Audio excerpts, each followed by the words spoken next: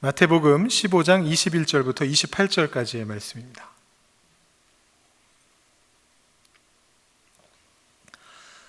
저와 여러분이 한 절씩 교독으로 봉독하시겠습니다. 예수께서 거기서 나가사 두로와 시돈 지방으로 들어가시니 가나안 여자 하나가 그 지경에서 나와서 소리질러 이르되 주 다윗의 자손이여 나를 불쌍히 여기소서. 내 딸이 흉악하게 귀신 들렸나이다 하되 예수는 한 말씀도 대답하지 아니하시니 제자들이 와서 청하여 말하되 그 여자가 우리 뒤에서 소리를 지르오니 그를 보내소서. 예수께서 대답하여 이르시되 나는 이스라엘 집에 잃어버린 양 외에는 다른 데로 보내심을 받지 아니하였노라 하시니 여자가 와서 예수께 절하며 이르되 주여 저를 도우소서. 대답하여 이르시되 자녀의 떡을 취하여 개들에게 던짐이 마땅하지 아니하니라. 여자가 이르되 주여 올소이다마는 개들도 제 주인의 상에서 떨어지는 부스러기를 먹나이다 하니 이에 예수께서 대답하여 이르시되 여자여 내 믿음이 크도다. 내 소원대로 되리라 하시니 그때로부터 그의 딸이 나으니라. 아멘. 아버지의 이름으로라는 제목의 오래된 영화가 있습니다. 굉장히 오래된 영화라 저도 옛날에 봐가지고 사실 내용이 잘 기억이 안 나는데 제목이 하도 인상이 깊어가지고 제 뇌리 속에 기억돼 있었습니다. 아버지의 이름으로, In the name of Father 이렇게 되어 있는데요. 저도 이제 기억이 안 나서 다시 한번 영화 줄거리를 찾아서 읽어봤더니 어떤 내용이냐 하면 이런 내용입니다. 어떤 한 사람이 젊은 청년인데 이 사람이 좀 껄렁껄렁한 양아치 약간 이런 친구인데 어느 날 테러를 저질렀다라는 죄목으로 잡혀오게 됩니다. 근데 사실은 평상시에 행실이 좀 그래서 그렇지 이 테러를 저지른 적이 없는 무고한 사람이었습니다.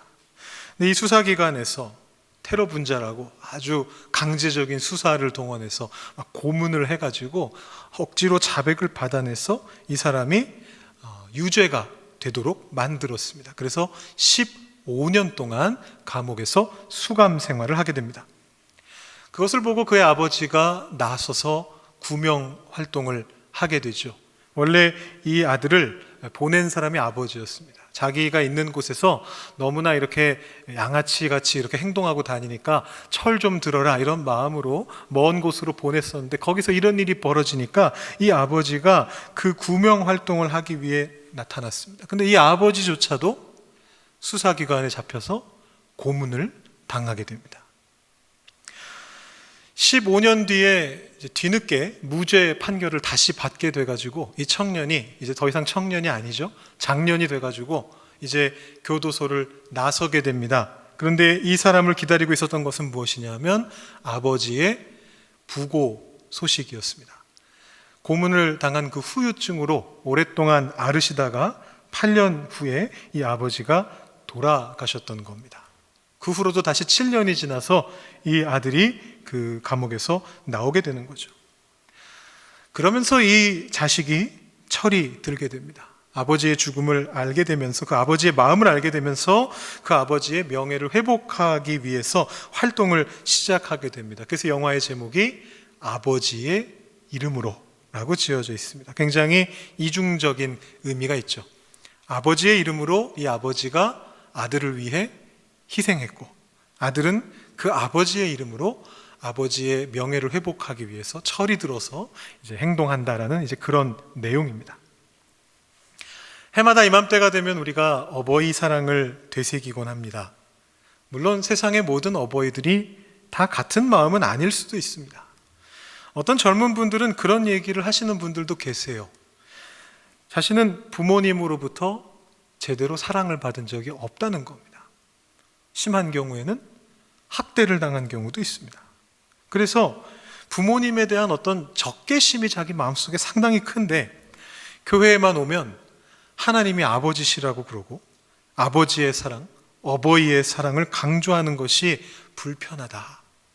그래서 심지어는 어떻게 느껴지기까지 하느냐 하면 아버지의 모습이 오버랩 돼가지고 이 하나님 자체도 우리가 나쁘게 생각하게 되는 그런 경우도 있다, 이런 얘기를 해주시는 그런 분들도 계십니다.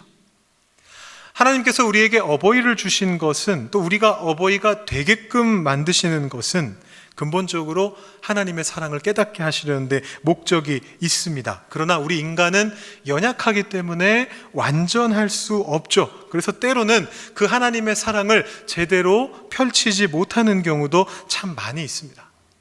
오늘은 우리가 이 한계를 인식한 채로 그래도 하나님의 사랑을 상당히 닮은 어버이의 사랑에 대해서 이야기해 보려고 합니다. 다시 한번 말씀드리지만 어버이의 사랑이 하나님의 사랑을 대체할 수 있는 것도 아니고 하나님의 사랑을 가장 잘 드러내는 사랑인 것도 아닙니다. 다만 이 어버이의 사랑 안에 하나님의 사랑의 모습이 대개는 숨어 있다라는 것을 인식하면서 조심스럽게 어버이의 사랑을 통해서 하나님의 사랑은 어떤 것인가를 유추해 보려고 합니다.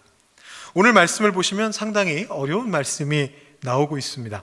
내용이 이해하기 어려운 말씀이 아니고요, 거기 담겨져 있는 내용이 정서적으로 받아들이기가 아주 쉽지 않은 그런 내용이 담겨 있습니다. 제가 이 말씀 해석해 드릴 건데요, 해석하기 앞서서 먼저 어떤 일이 벌어지고 있는가, 사건의 전개를 한번 훑어보겠습니다.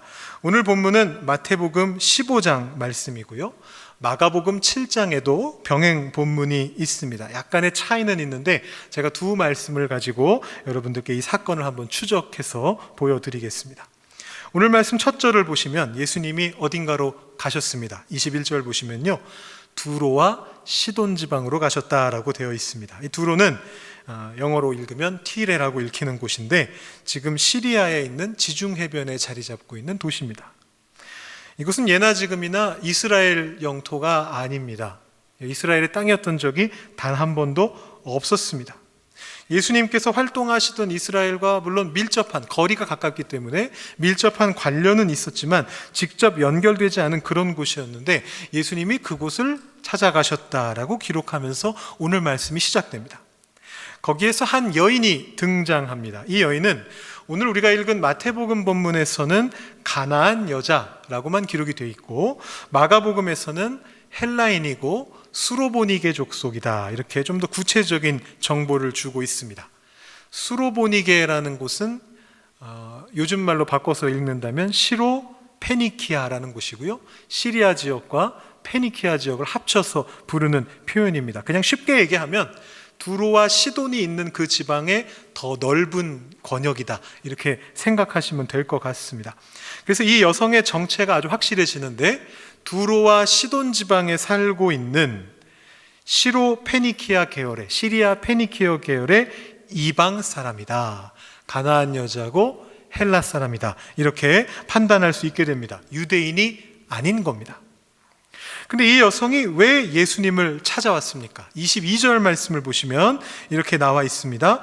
주 다윗의 자손이여 나를 불쌍히 여기소서, 내 딸이 흉악하게 귀신 들렸나이다. 자신의 딸에 대한 부탁을 가지고 찾아온 것입니다. 근데 이 여자가 한 말을 여러분 자세히 들여다보시면 이 말은 지금까지 예수님 앞에 나와서 긍휼을 간구했던 다른 병자들의 말하고 큰 차이가 없습니다. 이런 일은 예수님의 사역 속에서 흔하게 일어나던 일이었습니다. 대개의 경우 예수님께서는 믿음이 있는지 확인하신 다음에 믿음이 있느냐? 그럼 내가 고쳐주마 라고 말씀하시면서 고쳐주셨습니다. 심지어 어떤 경우에는 확인도 없이 그냥 고쳐주신 적도 있습니다. 믿음을 확인하지도 않으시고 옛다! 그냥 고쳐주신 적도 있어요. 그런데 오늘 말씀에서는 좀 다릅니다.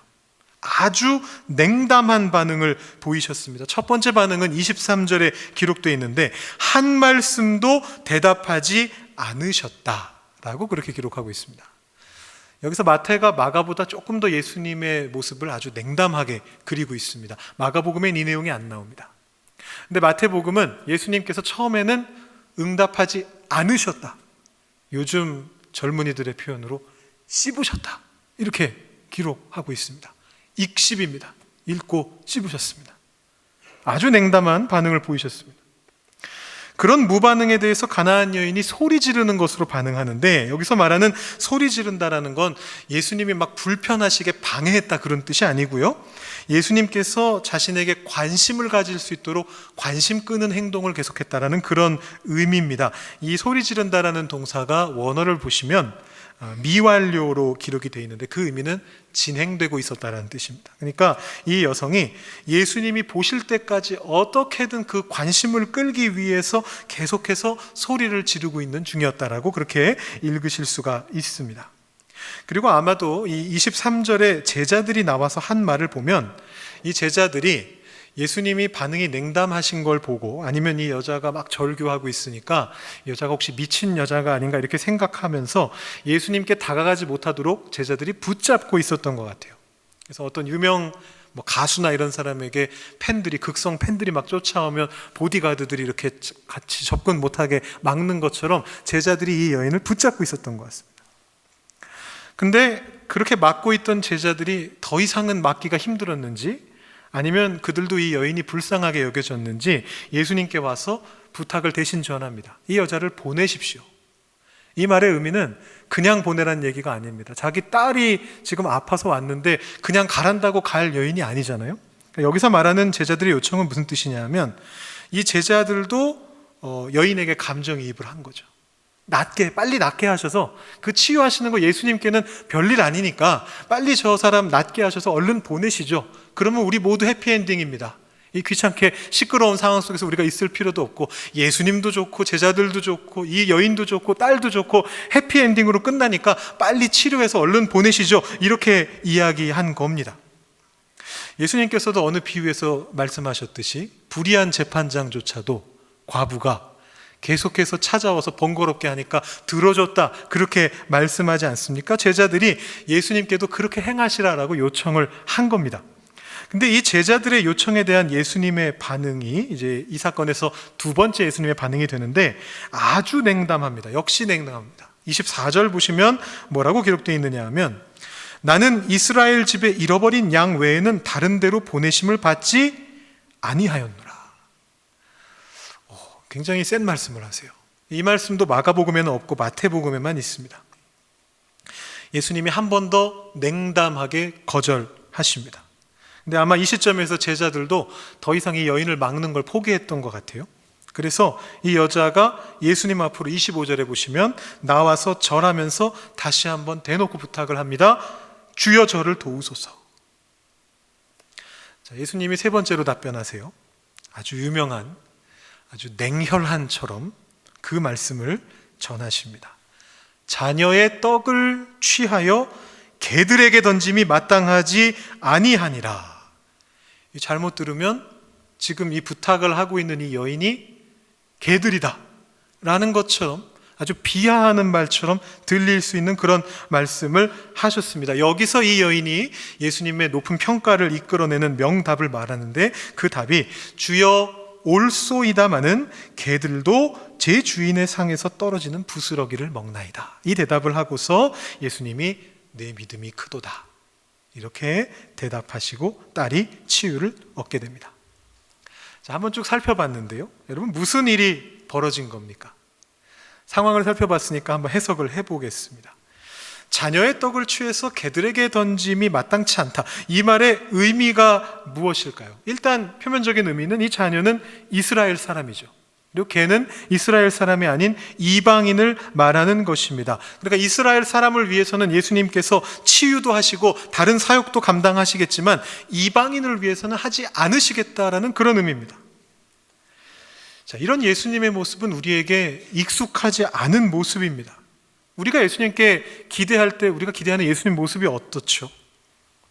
예수님 모든 사람을 사랑해 주시고 감싸 주시고 달래 주시고 치료해 주시는 그런 착하고 인자하신 분이셔야 되지 않습니까? 근데 예수님이 어떻게 보면 아주 민족 차별적인 의미를 담은 말씀을, 그것도 아주 저속한 표현으로 말씀하고 계신 겁니다. 그래서 이 본문을 해석하는 게 어렵다고 하는 거죠. 예수님이 인종차별주의셨던 건가? 이 본심은 아니시겠지. 이게 혹시 본심이 아니라면 왜 이런 말씀을 하신 걸까? 왜 하필 이 여자에게만 이렇게 강도 높은 말씀을 하실까 생각을 거듭해 보게 되는 것입니다. 제가 이 본문을 우리 교회에 와서 2번 설교한 적이 있습니다. 한 번은 청년부에서 마가복음 본문을 가지고, 이 같은 본문인데 마가복음 본문을 가지고 설교한 적이 있습니다. 기억이 날까요? 2019년에 제가 설교했는데요. 5년 전에, 아마 기억이 안 나겠죠? 청년부에서 한번 설교한 적이 있고요. 또 한 번은 작년에 우리 큐티인으로 마태복음 우리 새벽기도 할 때에 새벽기도 설교로 오늘 본문을 다루면서 말씀을 전했습니다. 근데 이 2번에서 제가 접근했던 접근법이 각각 달랐습니다. 제가 2번 다 말씀드렸던 건 뭐였냐면 이거였습니다. 이 어려운 본문을 이해하기 위해서 예수님은 도대체 왜 그러셨을까? 이걸 아무리 생각해도 우린 예수님이 아니기 때문에 알기가 어렵다. 차라리 다른 쪽에 집중을 해보자. 제가 그렇게 말씀을 드렸습니다. 그리고는 청년부에 설교할 때는 여인의 입장이 돼보자. 이 말을 들었던 이 여인은 어떤 생각이 들었을 것이고 어떤 입장이었을까? 이렇게 말씀을 드렸었고, 새벽 기도 때 마태복음 이야기를 하면서는 그때 우리가 마태복음의 흐름을 따라가고 있었기 때문에 마태의 입장에 한번 되어보자. 이 본문을 기록한 마태는 왜 이런 내용을 여기에다가 기록해 두었을까? 이렇게 말씀을 이제 드렸습니다. 물론 여러분들 기억이 안 나실 테니까, 또 청년부 설교는 아예 안 들으셨을 것이고, 그래서 간략하게 요약을 해드리면 이렇게 제가 말씀을 드렸어요. 먼저 마태가 이 본문을 왜 기록했는가? 그것은 마태가 속해 있었던 마태 공동체가 유대인 선교에 집중하고 있었기 때문이었다. 이렇게 말씀을 드렸습니다. 이 마태 공동체는 이방인들 가운데서 살고 있었지만 중심적인 관심사는 어디에 있었냐면 유대인들을 하나님께로 돌아오게 하는데 관심이 있었습니다. 그런데 아무리 선교를 해도 유대인들은 예수님을 자꾸만 거부하고 이방인들만 자꾸 예수님을 믿는 그런 상황에 처해 있었습니다. 그런 상황 속에서, 이게 바울도 로마서에서 가지고 있었던 바로 그 고민인데, 그런 상황 속에서 이 사람들이 원칙을 천명한 겁니다. 이 원칙은 뭐냐 하면 하나님이 처음으로 구원하시려고 한 것은 이스라엘이고, 대표로서 이스라엘을 구원하시고, 이 이스라엘을 통해서 유대인으로 오신 예수님을 통해서 이방인들을 구원하시기를 원하신다라는 이 순서를 정리하기 위해서다라고 그렇게 말씀을 드리면서, 우리는 이방인으로서 어쩌면 구원의 부스러기를 먹고 있는 것일 수 있다, 이렇게 제가 말씀을 드린 적이 있습니다. 우리도 이방인이거든요. 우리 한국 사람들은 선민 사상을 조금 가지고 있을 때가 있습니다. 하나님께서 우리 한국 민족을 너무나 사랑하신다, 이런 생각들을 우리가 갖고 계실 때가 있는데, 그렇다고 우리가 유대인이 되는 건 아닙니다. 우리는 원칙적으로 이방인이죠. 그러니까 이방인인 우리는 은혜의 부스러기를 맛보고 있는 겁니다. 자, 두 번째로 이 여인의 입장에서 본다면 어떻게 되느냐? 이 여인의 입장에서 본다면 사랑이라고 하는 것은, 이 사랑의 본질은 비록 그것이 부스러기 형태라 할지라도 다른 사람들에게로 계속해서 퍼져나가야 된다라는 진리를 이 여인이 드러내 보여줬다라고 그렇게 제가 정리한 적이 있습니다. 이 여인이 이 예수님의 어떻게 보면 저속해 보이는 이 비판을, 또 좀 더 심하게 말한다면 비아냥을 듣고도 화를 내지 않았거든요. 자신의 딸을 위해서 이 비아냥을 감수한 겁니다. 딸을 사랑하니까. 그 사랑의 모습을 통해서 예수님으로부터도 사랑을 받을 수 있는 그 모습을 보여줬다, 그 자격을 보여줬다, 이렇게 제가 정리했었습니다. 저는 오늘 이 두 해석에 기대서 그동안 미루어뒀던 예수님은 도대체 왜 그러셨을까, 여기에 대해서 한번 답해 보고자 합니다. 예수님의 말씀에서 출발해 보겠습니다. 예수님께서 하셨던 말씀 중에 가장 이해가 안 되는 말씀, 26절 말씀이죠.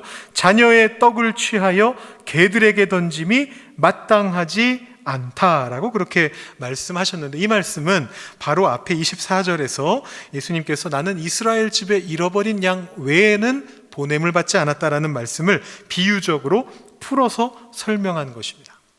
근데 여러분, 비유라고 하는 것은 언제나 그렇듯이 완벽하지 않습니다.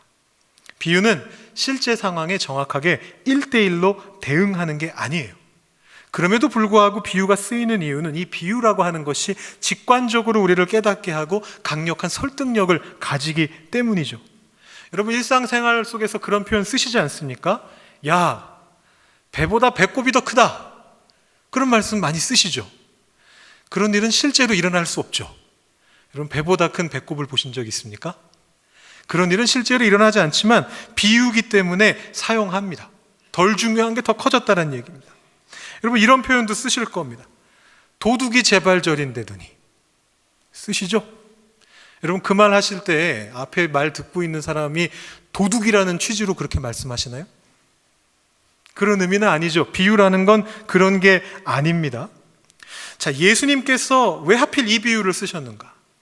자녀의 떡을 취해서 개들에게 던짐이 마땅하지 않다. 아주 공격적인 말씀이거든요. 너희는 개들에 불과하다. 이렇게 받아들일 수 있어요. 이게 아무리 비유라 할지라도.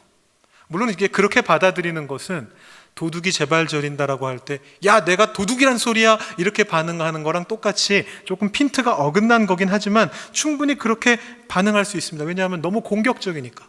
내가 개란 얘기야? 이렇게 생각할 수 있죠. 우리가 이 개들이라는 단어에 굉장히 포커싱 하는데요. 이게 너무나 인상 깊기 때문에 사실은 이 말씀의 핵심은 무엇이냐 하면 자녀의 떡을 빼앗는다는 것에 있습니다. 여러분, 떡이 누구를 위한 겁니까?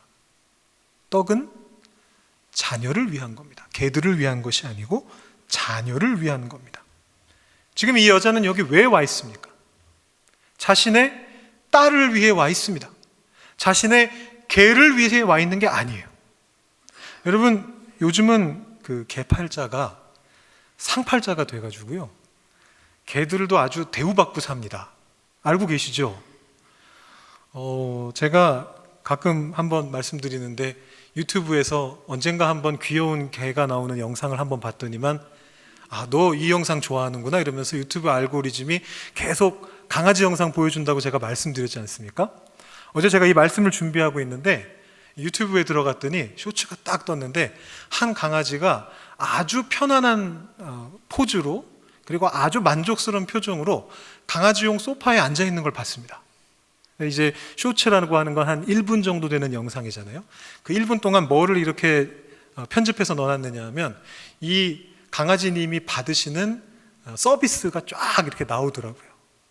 편안한 소파에 앉아서 이 사람이 머리 깎을 때 쓰는 것 같은 이런 이제 어떤 털이라고 해야 되나, 뭐를 이렇게 덮어놓고 담요를 덮어놓고 목만 이렇게 나오고 발만 나올 수 있게 한 이 담요를 덮어놓고 이 개의 발톱도 깎아주고. 근데 발톱 같은 거는 우리가 원래 개를 기르면 깎아주는 건데 그 정도가 아니고 이 발의 발바닥을 마사지 해주고 로션 발라주고 털도 깎아주고 뭣도 해주고 해가지고 한 1분 동안 꽉 채워가지고 뭐를 쫙 하는 거를 이렇게 요약해 놓은 걸 제가 봤습니다. 요즘은 세상이 그렇게 됐습니다. 그래서 여러분 아마 들어보셨겠지만 개들도 유치원에 갑니다. 여러분 들어보셨어요? 강아지 유치원에 갑니다. 강아지 유치원 가면 뭐 하는지 아시나요? 이제 뭐 훈련도 받고 주인한테 어떻게 해야 되나 훈련도 받고 또 이렇게 잘 돌봐도 주고 보살펴도 주고 뭐 이런 것들을 하고요. 강아지 호텔도 있습니다. 호텔도 들어보셨습니까? 여러분 이제는 주변 분들 어디 여행 가실 때 주변 분들 불편하게 안 하셔도 돼요. 돈만 있으시면 강아지 호텔에 강아지를 맡겨두면 호텔에서 다 해줍니다. 강아지 유모차도 있습니다. 저는 길 가다가 한번 봤는데 처음에는 왜 애들 유모차에 강아지를 태웠지? 그 생각을 했어요. 근데 이렇게 앞으로 걸어가면서 이렇게 보니까 이게 아이들이 탈 만한 사이즈가 아니에요. 아주 개 전용 유모차가 나와 있습니다. 자, 요즘은 개들도 그렇게 특급 대접을 받습니다만 이 시대는 그런 시대가 아니지 않습니까? 이 여자가 지금 여기 왜 와 있습니까? 무엇 때문에 와 있습니까? 왜 예수님을 찾아왔습니까? 자녀 때문에 와 있다고요. 딸을 위해서 와 있습니다. 이 여성이 예수님의 말씀을 들으면서 그 말씀 속에서 희망을 본 겁니다. 자녀의 떡을 취해서 개들에게 주는 것은 마땅하지 않다. 이 말의 의미는 하나님께서 자녀를 사랑하신다는 거거든요. 이 인간을 자녀로서 사랑하신다는 거예요. 부모의 마음을 가지고 계시다는 거예요. 그 부모의 마음을 가지고 계시는 하나님의 마음을 이 어머니가 어머니의 마음으로서 느낀 겁니다. 그래서 이렇게 대답할 수 있었던 겁니다. 옳습니다. 옳아요. 당신의 말이 옳습니다. 주여 옳소이다. 이렇게 대답합니다. 하나님이 우리를 자녀로서 사랑하신다는 것, 저는 10분 공감합니다. 저는 100배 공감합니다. 그래서 내 마음을 아실 것도 제가 압니다. 어머니의 마음, 딸을 생각하는 내 마음을 아실 것을 제가 압니다. 개들도 부스러기를 먹지 않습니까? 하나님의 그 은혜를 저도 먹고 싶습니다. 그렇게 대답하고 칭찬을 받는 것입니다. 너의 믿음이 크도다. 이 비유의 표면에 있는 공격성에 눈이 가려지는 대신에 그 비유 안에 있는 하나님의 마음을 느꼈기 때문이죠. 여러분, 이 여자가 지금 여기 왜 와 있는가를 제가 여러분들께 질문을 던졌었는데, 같은 질문을 한번 예수님께도 던져보겠습니다. 예수님은 지금 여기 왜 와 계십니까? 이 질문이 좀 이상한가요? 예수님은 당신의 의지대로 아무데나 가실 수 있는 분이시니까 가실 수 있죠. 발길 닿는 대로 가시다 보니까 두로에 오셨을 수도 있죠. 근데 저는 이 질문을 던지는 이유가 있습니다. 예수님이 방금 이 여인에게 말씀하시면서 뭐라고 말씀하셨습니까? 나는 이스라엘 집에 잃어버린 양 외에는 다른 데로 보내심을 받지 아니하였노라 라고 대답하셨어요. 그러면 이스라엘에 계셔야죠. 왜 두로에 오셨습니까? 보냄받지도 않은 곳으로 예수님은 왜 오셨습니까? 저는 여기서 예수님이 츤데레의 면모를 보여주고 계시다라고 그렇게 생각하는데요. 여러분 혹시 츤데레라는 말 들어보셨습니까? 일본의 서브컬처에서 나온 일본 단어를 이렇게 합성해서 만든 이제 그런 말인데, 아마 어르신들은 잘 모르실 것 같은데, 대체로 이게 남녀 간의 관계나 아니면 꼭 남녀 간의 관계는 아니라 할지라도 어떤 사람과의 관계, 사랑이 오고 가는 사람들 사이의 어떤 관계 속에서 속으로는 그 사람을 좋아하고 따뜻하게 생각하고 있는데 겉으로는 틱틱거리고 안 좋아하는 척 하는 이제 이런 사람들을 부르는 어떤 표현입니다. 신조어입니다. 근데 지금 예수님께서 말씀으로는 나는 너한테 온 거 아닌데, 나는 그냥 지나가는 중이었는데 라고 이렇게 말씀하시는 것 같지만, 예수님께서 공생의 사역 중에 처음으로 이스라엘 땅을 빠져나오셔서 굳이 왜 이 여인이 있는 이곳을 지나가고 계셨을까? 보냄도 받지 않으셨는데, 저는 여기에 예수님의 그리고 하나님의 크신 뜻이 있다라고 믿습니다. 여러분, 이방인들도 구원을 얻는다라고 하는 그 첫 증인, 첫 열매가 바로 이 여인입니다. 고넬료가 아닙니다. 사도행전에서 이방인으로서 처음으로 크리스찬이 됐던 고넬료가 아니라 이 여인이 처음으로 구원을 받은 이방인입니다. 여러분, 그래서 이 가나안 여인을 우리가 무시해서는 안 됩니다. 이 사람 그냥 이스라엘 사람 아닌 이방 사람이었어. 그것도 성경에서 비난받는 가나안 사람, 두로 사람이었어. 그냥 어쩌다가 길 가다가 우연히 예수님 마주쳐가지고 딸을 살릴 수 있었던 운 좋은 사람이었어. 아닙니다. 그렇지 않아요. 하나님의 계획 안에 있는 겁니다. 하나님의 구원의 계획 안에서 이스라엘을 먼저 대표로서 구원하시고 그들을 사용해서 예수님을 사용하셔서 온 세계 열방을 구원하시려고 하는 하나님의 그 크신 계획 안에서 이 사람은 첫 번째 타자가 된 사람입니다. 예수님 일부러 두로로 가신 거예요. 일부러 그녀를 만나신 거예요. 일부러 자녀의 비유를 드신 거예요. 그리고 이 여인이 하나님의 마음을 눈치채고 지혜로운 대답을 하니까 말씀하시는 겁니다. 오늘 본문에서는 믿음이 크다라고 하셨는데 마가복음에서는 이렇게 말씀하십니다. 마가복음 7장 29절에서 예수님이 이렇게 말씀하십니다. 이 말을 하였으니 돌아가라. 귀신이 내 딸에게서 나갔느니라. 이런 뜻입니다. 그렇지. 잘 말했다. 그 말을 듣고 싶었다. 네가 이 말을 했으니 이제 된 거다. 하나님의 구원 계획이, 이방인을 향한 하나님의 구원 계획이 이제 너를 통해서 시작된 것이다. 잘했다. 그렇게 칭찬해 주시는 겁니다. 제가 아까 우리는 이방인이고 구원의 부스러기를 먹고 있다라고 말씀드렸는데요. 여러분, 그 부스러기가 무엇입니까? 이것도 비유기 때문에 1대1로 대응할 수는 없지만 그 위험성을 무릅쓰고 제가 한번 말씀드려 본다면, 보리떡 5개와 물고기 2마리로 성인 남성만 5천 명, 아마 거기 모였던 가족을 다 세면 2만 명 정도가 되는 사람들이 기적의 식사를 마쳤을 때 그 오병이어의 기적이 끝나고 남았던 부스러기가 12광줄이었습니다.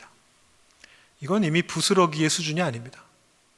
처음에 보리떡 5개와 물고기 2마리보다도 엄청나게 압도적으로 많은 양입니다. 하나님의 부스러기는 우리의 빵보다 훨씬 더 큽니다. 이 여성이 개들도 부스러기를 먹습니다라고 말하는 이 시점에서부터 출발해서 이 부스러기가, 이 구원의 부스러기가 얼마나 커져가는지를 보십시오. 이 구원의 부스러기가 로마를 점령했습니다. 이 구원의 부스러기가 영국을 거쳐서 이 시대의 최강국인 미국을 점령했습니다. 이 구원의 부스러기가 스코틀랜드 선교사를 통해서 우리에게 성경으로 전해지고 미국과 캐나다와 호주의 선교사들을 통해서 우리에게 기독교 신앙을 전달해 주었습니다. 이 구원의 부스러기가 오늘날의 한국교회를 만들었고 56년 전, 57년 전에 이 토론토 땅 위에 토론토 한인 장로교회를 세웠습니다.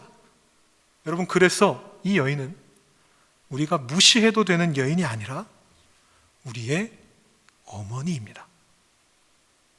딸을 위한 사랑으로 이방을 향한 하나님의 구원 계획을 본격적으로 시작할 수 있게 만들었던 모든 이방인의, 우리의 신앙의 어머니이신 분입니다.